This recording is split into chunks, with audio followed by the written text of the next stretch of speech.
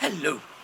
Um, it's actually Thursday when I'm doing this intro for the video, so you might hear the rain and the reason why I am not going out unless it stops.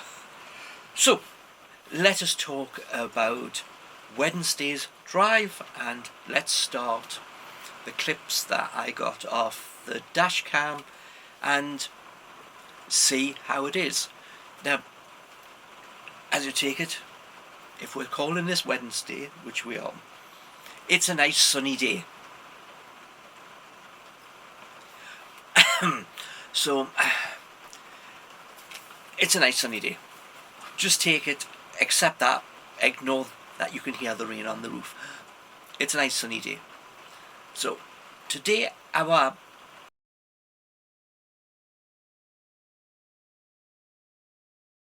idea for going out was to go up country, that direction, because we'd been in that direction on the 2 previous days, so I don't constantly like going in the same direction all the time, so I pick a different direction. I just can't go that way because eventually in a very short distance I end up in the water, which you'll have seen. So let's go on with this.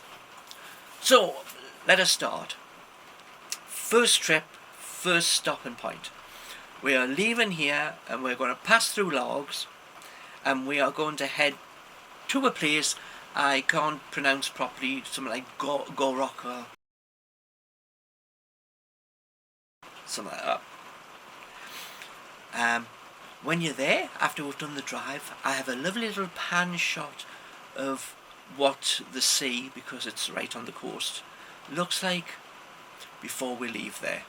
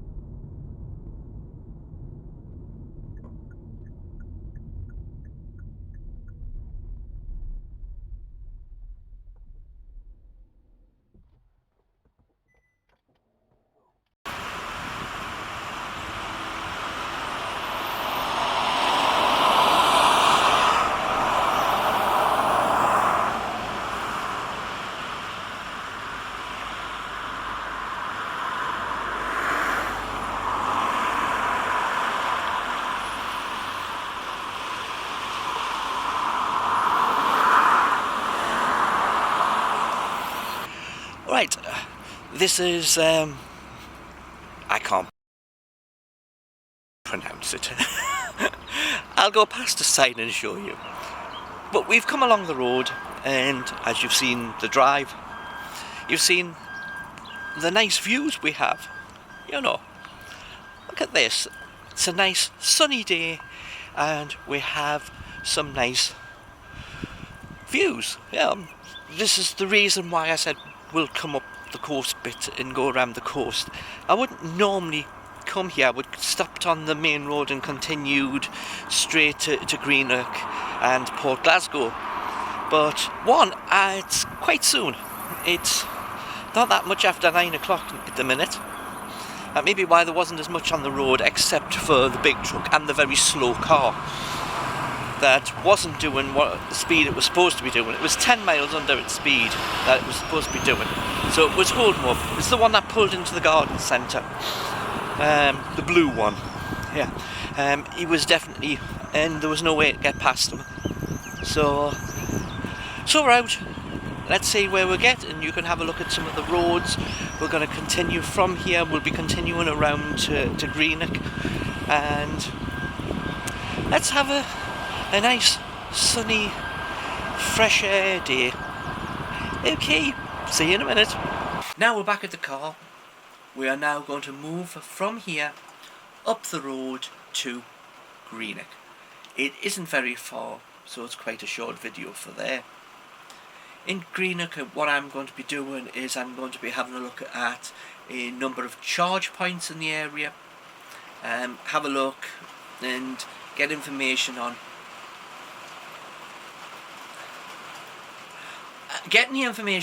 the parking, and if you need anything for parking like discs. Quite a few places you have to have a parking disc. So if you come up to Scotland and you have one of those, make sure you have it in the car. It just saves you from having to buy another one. So with that, we go from to Greenock and we have a look at the chargers.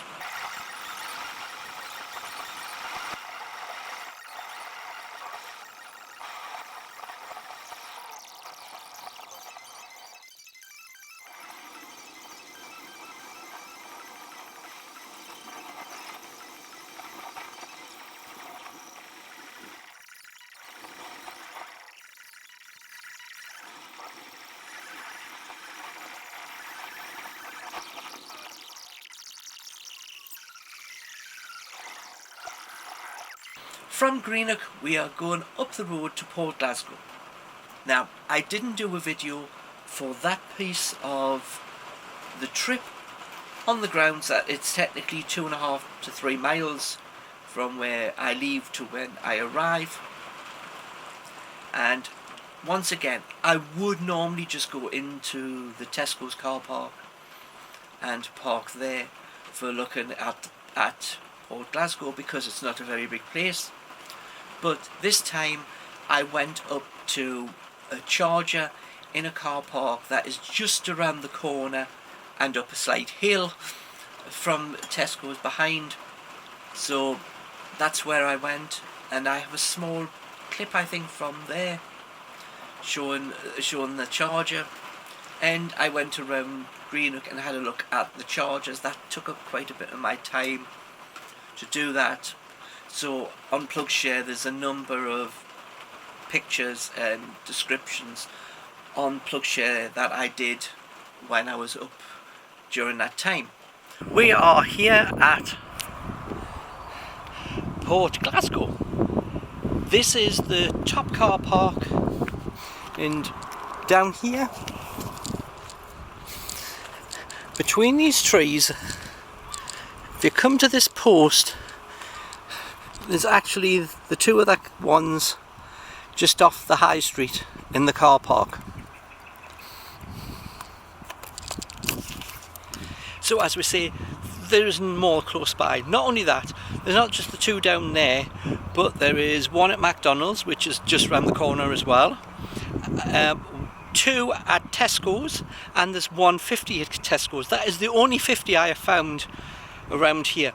So if you want a fast charge, that's the only one there is.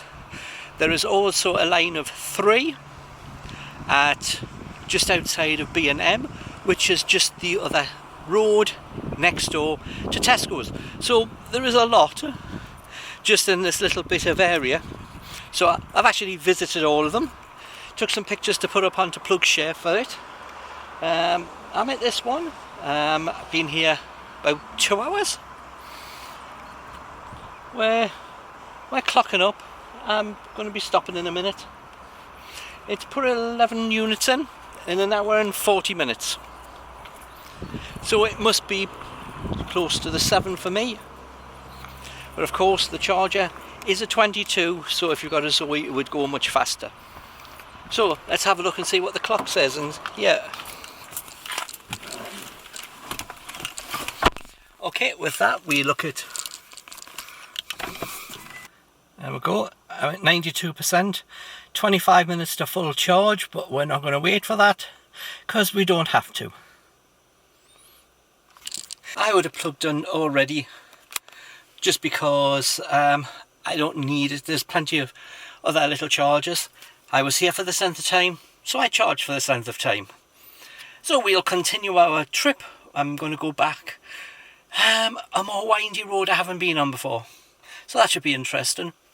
But it's I think it's getting 2:30, so time to get back on the road and head back towards the caravan via a longer, nice, relaxing drive. That was a timer which I set for the Charger.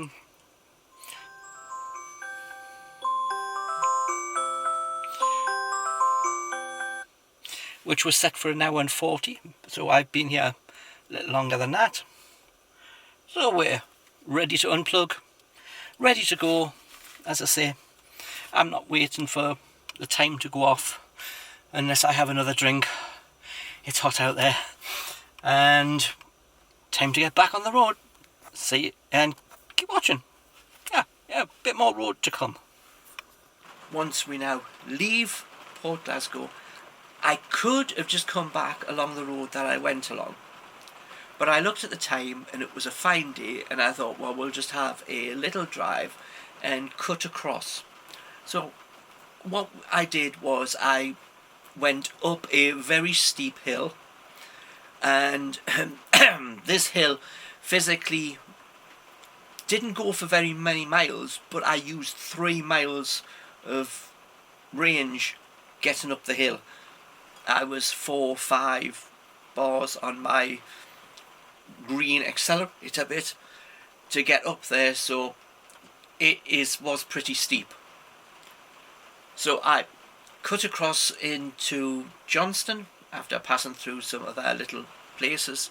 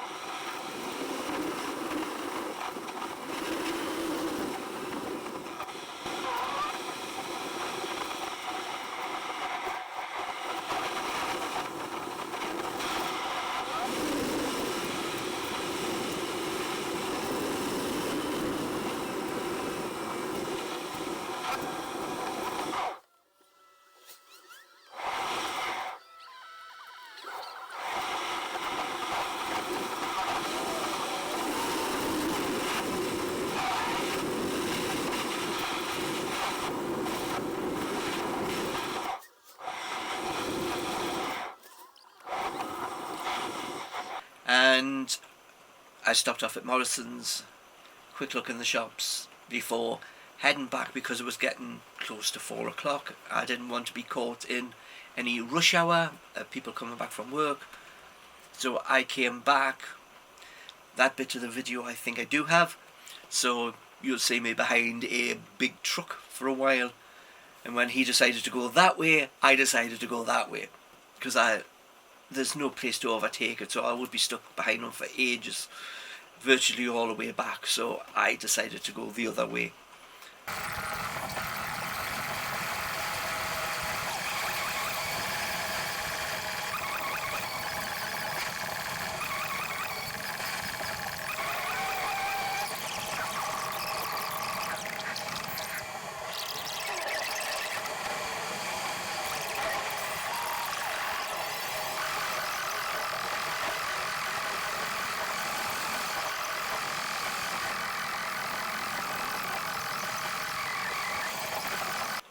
So when I got back, if you take it that today we did charge.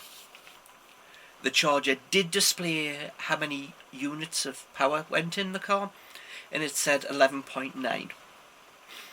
This changed my range from about 82 miles. It went to 139. I think I mentioned 139 in the video.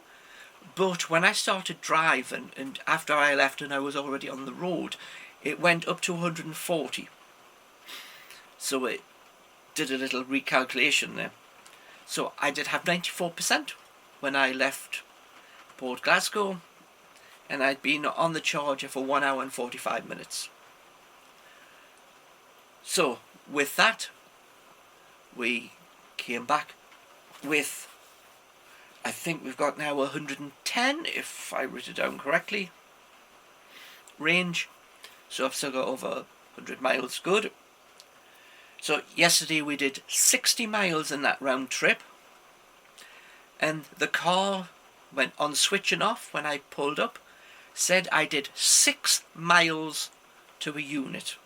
Now that is the highest we've had on this bit of road trip, so that is really good, especially with that steep. It was like that, you know. So with that, so in total 60 miles.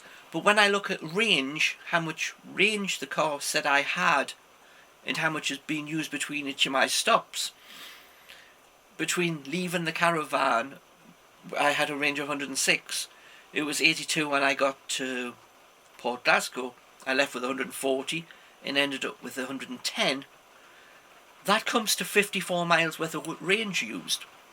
So there is 6 miles less range used, and that's probably why I've now got 6 as.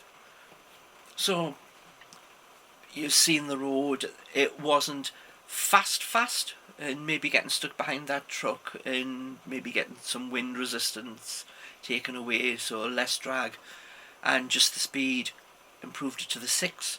It probably would have been much more than that if I just came back the same road as I went out on, and not had the steep hill, because it did go on for quite some time. And although you get to a top of hill and come down, when I came down I put it just onto 0 regen and just came down it that way. So that may have helped, but I don't know if that would have been better putting it on regen and regenning it down, but then I would have had to put the accelerator back on again. So bit of a up and down type thing, but on the whole 6 units, making that a very efficient day. So that was technically 60 miles at 6 units. That's 10 units of electricity used. So you can work that out, just add a 0 to whatever figure you want to pay for your unit price, and you see that even at 25 pence, that would have been like £2.50 to do that trip yesterday. So that's, you know, nowhere near how much I would have paid for the car, which would have been probably, if it's a car, probably 2 gallons of fuel. Especially on that steep hill, we would have really clocked through some fuel on that.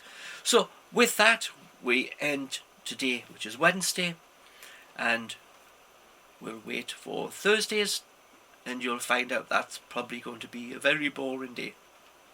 So bye for now.